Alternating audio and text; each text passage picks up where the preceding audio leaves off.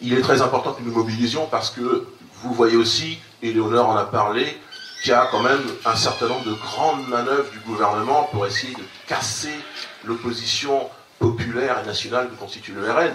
Et vous avez vu peut-être cette liste gilets jaunes bizarroïde faite de bric et de broc, avec une figure, une dame qui est sans doute sympathique, qui est une meneuse des gilets jaunes. On ne peut pas a priori contester sa sincérité, mais quand même on peut se demander si elle ne se laisse pas prendre dans un truc qui n'est pas très sincère, où on voit que dans la liste des gilets jaunes, qui s'intitule, qui s'autoproclame Ralliement de l'initiative citoyenne, RIC, qui récupère en quelque sorte le mot d'ordre des gilets jaunes sincères, le référendum d'initiative citoyenne et populaire. On voit que sur cette liste, il y a quand même des gens d'En Marche, des gens de l'UDI.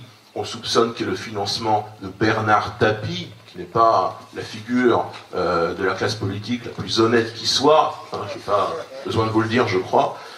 On peut se dire que cette dame se fait naïvement, je pense pas, ou insincèrement prendre dans des filets qui sont très étranges, très obscurs, très opaques, et qui ne correspondent pas, par ailleurs, à ce que souhaite la majorité des gilets jaunes, qui sont des gens apolitiques, qui sont des gens ordinaires, qui se méfient de la politique des syndicats et des partis.